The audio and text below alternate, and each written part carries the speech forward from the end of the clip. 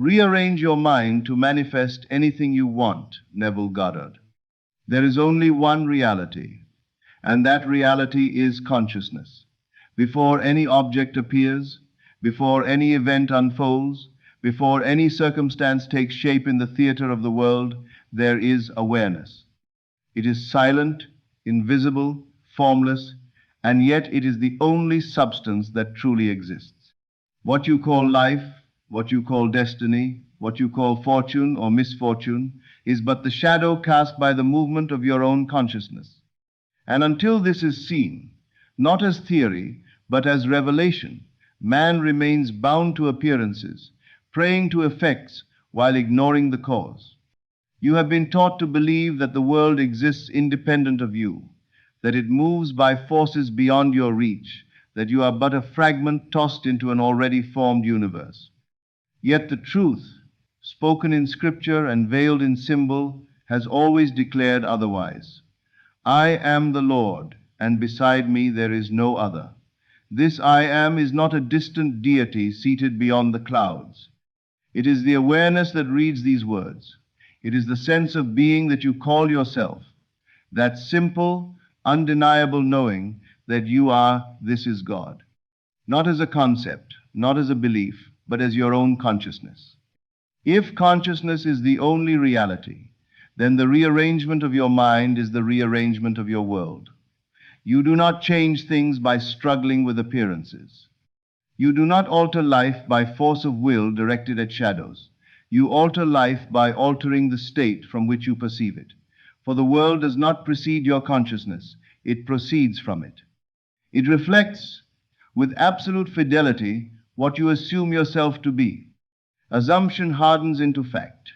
This is not poetry, it is law. Every condition you have experienced has been the crystallization of a state you occupied. A state is not a mood, nor is it a passing thought. It is a settled conviction, a feeling of reality, an identity silently accepted as true. You may desire wealth, yet if you assume yourself to be poor, you will select from the infinite field of creation those experiences that confirm poverty. You may long for love, yet if you assume yourself unworthy, you will encounter reflections of that unworthiness. You do not get what you want, you get what you are conscious of being. Creation is finished. This statement, though simple, contains the key to liberation. If creation is finished, then every possibility already exists. Every version of you, every fulfilled desire, every state of joy, abundance, health, and harmony already is. They are not waiting to be created, they are waiting to be selected. And you select not by effort, not by struggle, not by outer manipulation, but by entering the state. To enter a state is to assume that you are the one who already possesses what you seek. You cannot serve two states at once. This is the meaning of the biblical injunction that no man can serve two masters. The masters are states of consciousness. You cannot assume wealth while secretly clinging to poverty. You cannot assume peace while inwardly rehearsing conflict. The state you dwell in most consistently will outpicture itself in your world. Therefore, to rearrange your mind is to release the old state and take residence in the new. The old man is the former assumption of yourself. He is not your body, nor your history, nor your circumstances. He is the identity you have accepted as me. If that identity has been one of limitation, then limitation has appeared. If that identity has been one of struggle, then struggle has manifested. To let go of the old man is not to erase memory, it is to withdraw belief from the state.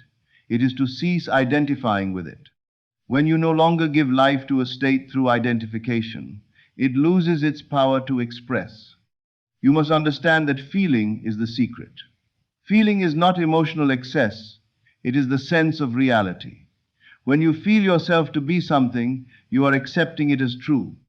And whatever you accept as true in consciousness must externalize itself.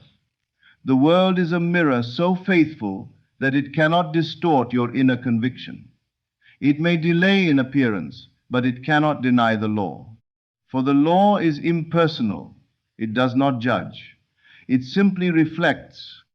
If you wish to rearrange your mind to manifest anything you want, you must first see that what you want is not outside of you. The desire itself is evidence that the state exists within creation. You would not desire what did not already exist in potential. The desire is the call of the state inviting you to enter. And to enter, you need not strive, you need only assume. Assume that you are already the one you seek to be. Assume not in words alone, but in quiet conviction. What would it feel like if it were true now? Not tomorrow, not after effort, not after proof, but now. What would change in your sense of self if the wish were fulfilled? That subtle shift, that inner rearrangement, is the movement from one state to another. Do not concern yourself with the how. The how belongs to the bridge of incidents, the unseen orchestration by which consciousness arranges its own expression. When you assume the end, the means will unfold naturally, for the outer world must conform to the inner assumption. It has no choice. It is not separate. It is yourself pushed out. The past has no reality unless you occupy it. Memory is but a state revisited. If you dwell upon former failures, former disappointments, you reanimate the old man. But if you withdraw your attention and instead dwell upon the state of fulfillment, the past loses its grip. You are not bound by history. You are bound only by the state you currently occupy. Change the state, and history rearranges itself to support the new identity. This is why imagination is God. Imagination is not fantasy. It is the creative power of consciousness. When you imagine, you are not pretending. You are selecting. You are entering a state in advance of its physical appearance. The world calls this make-believe, but it is the highest form of being. For what you imagine with conviction must become your experience. Enter the state of the wish fulfilled as you would enter a room. Close the door to the former state. Do not argue with it. Do not attempt to fight it.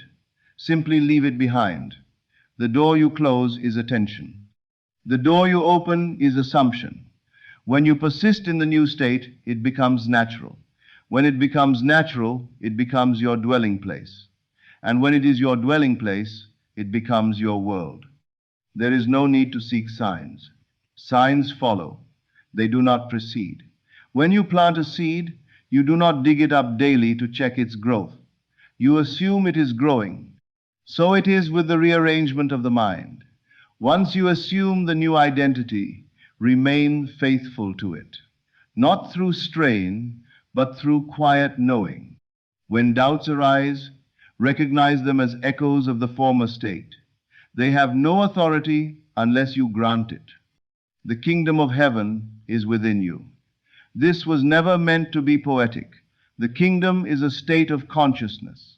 It is the realm of fulfilled desire, of completeness, of divine identity. You do not travel to it. You awaken to it. You awaken by rearranging your mind, by shifting from the belief that you are separate and powerless to the knowing that you are the operant power. You are already the one you seek to be. The difference lies only in the state you occupy. If you assume yourself to be becoming, you will experience becoming. If you assume yourself to be, you will experience being. The subtlety of this distinction determines the entirety of your life. Becoming implies lack. Being implies possession. And possession in consciousness precedes possession in fact. The outer world may appear solid, resistant, immovable, but it is fluid, responsive, obedient. It rearranges itself according to the pattern you impress upon consciousness. You do not see this immediately because you have been conditioned to look outward for cause. Yet when you dare to experiment inwardly, when you assume boldly and persist, you will witness the world bending to your rearranged mind. Do not think of this as manipulation. It is alignment. The world is not separate from you. It is the echo of your state. When you change within, you do not force the world to comply. You give it new instructions, and those instructions are your assumptions. Release the old state completely. Do not keep a door open to it. You cannot be the wealthy man and secretly identify with poverty. You cannot be the loved one and secretly identify with rejection. To serve two states is to experience confusion. To serve one state faithfully is to experience manifestation. The act of rearranging your mind is an act of faith. Not faith in something outside you, but faith in the law of your own being. Faith is loyalty to the unseen reality within. When you assume, you are declaring that the invisible is more real than the visible. And as you persist, the visible must reflect the invisible. This is not about effort. Effort implies resistance. The law requires no strain. It requires acceptance. Accept that you are now the one you desire to be. Accept it so fully that it feels natural. Naturalness is the sign of a successfully assumed state. When it feels normal, it is done. The outer confirmation will follow as surely as day follows night. You are not waiting for manifestation. Manifestation is waiting for your rearranged mind. The moment you shift, the moment you truly occupy the new state, the process is set in motion. You may not see the entire bridge, but it unfolds. Conversations, opportunities, insights, coincidences. These are the footsteps of your assumption moving through time. Remember always that consciousness precedes experience. You cannot experience what you are not conscious of being. Therefore, expand your consciousness. Dare to assume greatness. Dare to assume abundance. Dare to assume love, not as future possibilities, but as present realities. The rearrangement is inward, silent, invisible, yet its effects are undeniable. You are the potter and the clay. The clay is your world. The potter is your consciousness. Shape the clay by shaping the self. When you rearrange your mind, you reshape reality. There is no other cause. There is no other power. Let the former state fall away as a garment too small for you. Do not mourn it. It served its purpose. It brought you to this recognition. Now step into the new garment. Wear it with certainty. Walk in it inwardly before you see it outwardly. And as you persist, you will discover that the world has quietly conformed to your rearranged mind. This is the law. This is the mystery unveiled.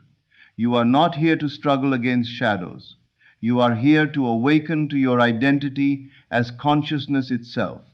And when you rearrange your mind, when you assume the state of the wish fulfilled and dwell in it faithfully, you will manifest anything you want, not because you forced it, not because you earned it, but because you became it.